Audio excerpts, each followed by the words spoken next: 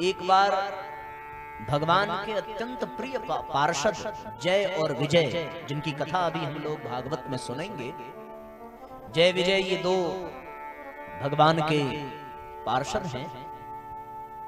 भागवत में भी उनकी कथा आती है जय विजय की, कि एक बार सनत कुमारों के मन में आया। ये सनत कुमार ब्रह्मा जी के आदि पुत्र हैं, सबसे वयोवृद्ध हैं, पर निरंतर 5 वर्ष के बालक का स्वरूप बना करके विचरण करते हैं।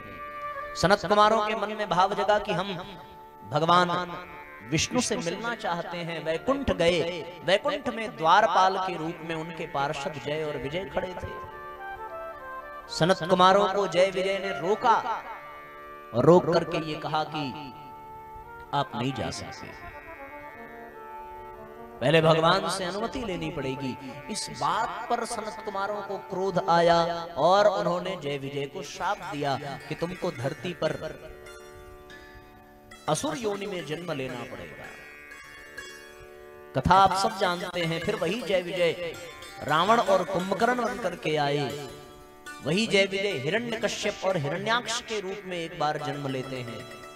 3 बार इनका जन्म हुआ, क्योंकि उन ऋषियों से प्रार्थना करने के पश्चात ऋषियों ने ही ये आश्वासन दिया कि यदि भगवान के भक्त बन करके जीना चाहते हो तो 7 बार जन्म लेना पड़ेगा, और यदि भगवान के विरोधी बन करके जीवन बिताना चाहो तो केवल 3 बार जन्म लेना पड़ेगा। जय विजय ने कहा कि महाराज 3 बार ही स्वीकार है, हम 7 बार धरती पर जन्म लें ये ठीक नहीं है, क्योंकि इतने दिनों तक तो हम भगवान से दूर नहीं रह सकते, भले उनका विरोध करना पड़े पर केवल 3 जन्म। और वो 3 जन्म श्राप के कारण, पहला हिरण्याक्ष और हिरण्यकश्यप, दूसरा जन्म मिला रावण और कुंभकर्ण का, तीसरा जन्म मिला शिशुपाल और दंतवक्र का। तो वो जय विजय एक बार उनको भगवान ने आज्ञा दी कि तुम धरती पर जाओ और वहां जाकर के ये पता करो कि वास्तव में स्वर्ग लोक का अधिकारी कौन है। स्वर्ग की कामना सबको होती है। स्वर्ग का तात्पर्य क्या है? स्वर्ग का तात्पर्य जहां कष्ट बिल्कुल न हो, जहां शोक न हो, जहां कोई रोग न हो, जहां कोई अशांति न हो, जहां कोई अभाव न हो, ऐसी ही परिस्थिति वाले वातावरण को स्वर्ग कह सकते हैं। स्वर्ग कोई अतिरिक्त स्थान हो, इसका कोई प्रमाण आज तक न विज्ञान ढूंढ पाया और न किसी ने अनुभव किया। शास्त्रों में लिखा है, इसलिए हम सब स्वीकार करते हैं, क्योंकि शास्त्र हमारे लिए वंदनीय हैं, पूजनीय हैं, अनुकरणीय हैं। ऋषियों ने इसका अनुभव किया होगा, अपनी दिव्य दृष्टि से देखा होगा और ये बताया कि वहां देवता रहते हैं। तो जहां देवता हो वहां कोई अभाव हो नहीं सकता, क्योंकि देवता स्वयं सामान्य से सामान्य लोगों का अभाव दूर करते हैं। तो जहां शोक न हो, दुख न हो, कष्ट क्लेश कलह न हो, कोई रोग न सतावे, कोई अशांति न हो, कोई पीड़ा न हो, किसी चीज का अभाव न हो, जहां हर प्रकार की इच्छा पूरी हो जाए, उसी को शायद स्वर्ग कहते होंगे। तो ऐसे स्वर्ग की कामना हर जीव करता है। भला कौन चाहेगा कि जीवन में दुख आवे?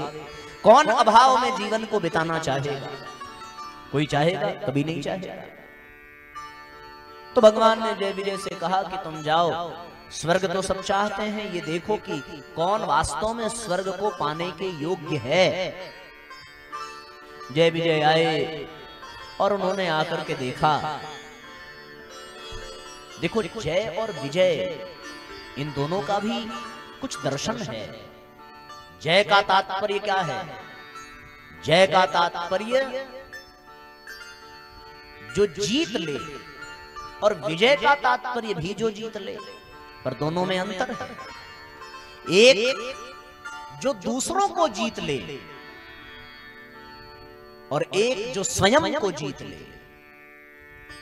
आपने भी सुना होगा, जो संसार को जीते वो वीर है और जो स्वयं को जीत ले वो महावीर है। इसलिए हनुमान जी को महावीर कहकर के पुकारा गया।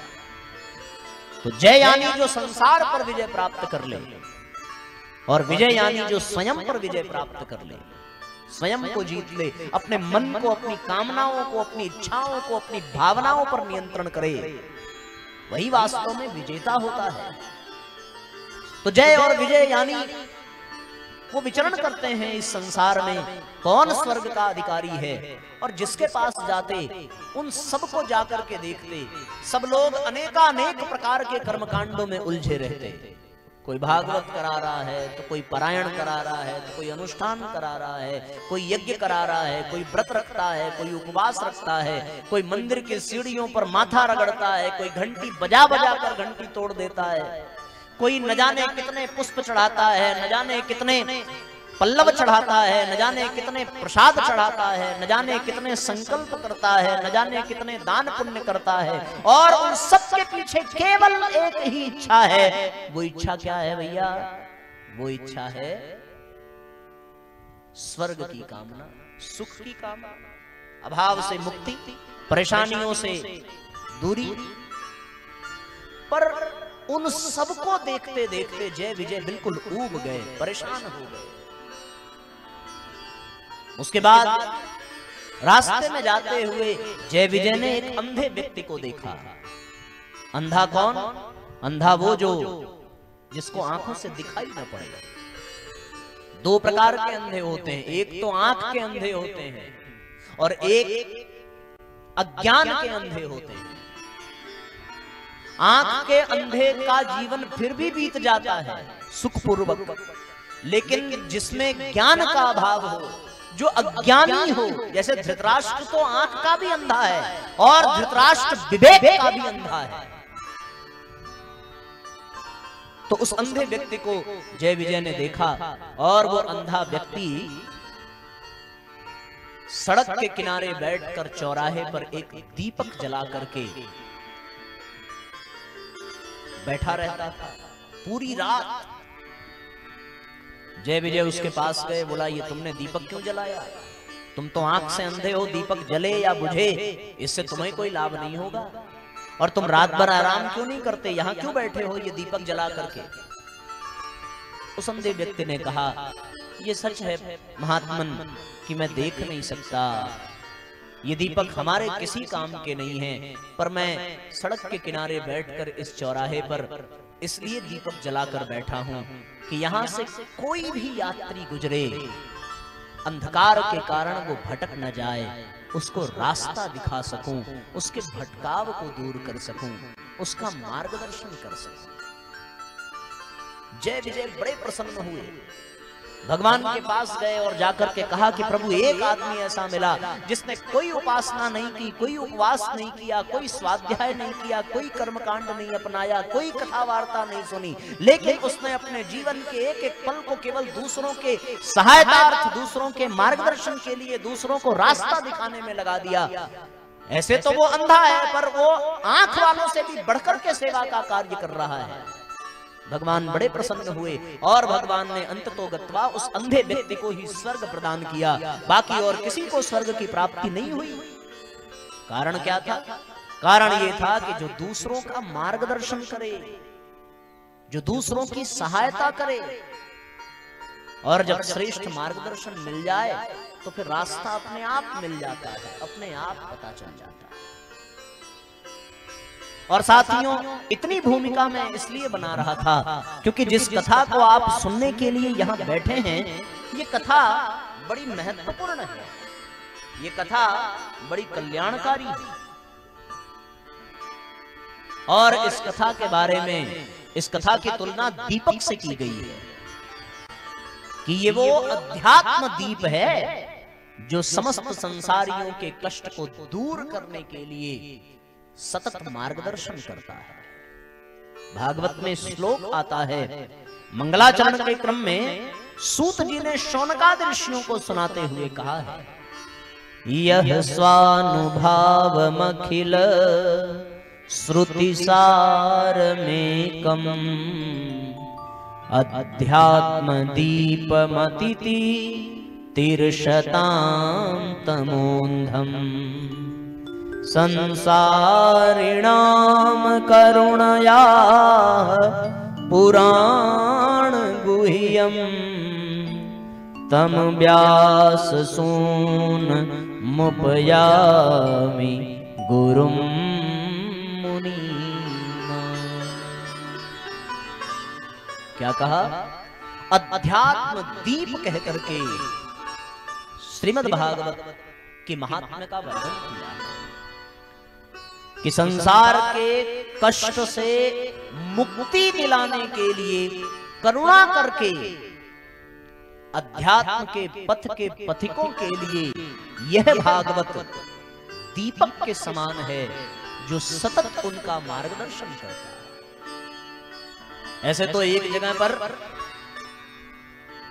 इसको सूर्य भी कह करके पुकारा गया है, पुराणार्थ कहा गया है। अर्क यानी सूर्य, पुराणार्थ यानी समस्त पुराणों में सूर्य के समान है, यानी सब पुराणों से सर्वश्रेष्ठ है ये भागवत। तो भागवत सूर्य भी है, भागवत दीपक भी है। अच्छा, सूर्य और दीपक दोनों कहने की क्या आवश्यकता थी? ये भी विचारणीय प्रश्न है। सूर्य तो इसलिए कहा गया कि जो दिन के समय प्रयत्नशील हो उसके लिए ये सूर्य है, और जो रात में प्रयत्नशील हो उसके लिए ये दीपक है। रात में भी प्रयत्नशील होते हैं, क्योंकि जो भोगी होगा वो रात में सो जाता है, लेकिन जो योगी होता है वो रात में सोता नहीं, वो रात में जगता है। योगी ध्यान लगाता है और ध्यान लगा करके योगी अपने परमात्मा को प्राप्त करने का प्रयत्न करता है। तो जो दिन के उजाले में प्रयास करे, सूर्य बनकर ये भागवत उसका कल्याण करता है। लेकिन साथियों, जो रात्रि के अंधकार में भी परमात्मा को पाने का प्रयत्न करता है, ऐसों के लिए ये दीपक के समान है। और ऐसा योगी उस दीपक के सहारे उसके मार्गदर्शन में अपने जीवन को आगे की ओर ले जाता है। इसलिए इसको दीपक कह करके संबोधित किया गया। और ऐसा वैसा दीपक नहीं, इसको अध्यात्म दीप कह करके बताया गया कि ये अध्यात्म पथ के पथिकों के लिए दीपक है। सबके लिए ये दीपक की भूमिका नहीं निभाता। ये दीपक की भूमिका केवल और केवल उसके लिए निभाता है जो योग के पथ पर चलता है, जो अध्यात्म के पथ पर चलता है। ऐसा योगी जो रात्रि के अंधकार में भी प्रयत्नशील रहता है, उस योगी को सतत मार्गदर्शन करने के लिए यह भागवत प्रयत्नशील है। बड़ी सुंदर बात कही गई है समस्त योगियों के लिए कि भोगी रात में सोता है और योगी रात में भी जग करके परमात्मा को प्राप्त करने का प्रयत्न करता है। ऐसे श्रीमद् भागवत के शरण में हम सभी, ऐसे अध्यात्म दीपक की शरण में हम सभी अपने जीवन को यहां पर मार्गदर्शन प्रदान करें और उस मार्गदर्शन में अपने आप को आगे बढ़ाने का प्रयत्न करें, जिससे कि हमारे जीवन की समस्याओं का समाधान हो सके, हमारे जीवन की परेशानियों का उपाय मिल सके, और हमारे जीवन का जो अभाव है, हमारे जीवन में जो कमी है, उस अभाव को, उस कमी को हम दूर कर सके। सबके लिए जो रात जिसे संसारी नींद में सो के बीताए, जोगी जन उस रात में जागे, ध्यान धरे और अलख जगाए। एक ही रात को भोगी जोगी अपने अपने ढंग से बीताए, योगी भोगी सोए योगी जागे, भोगी खोए योगी पाए, भोगी खोए योगी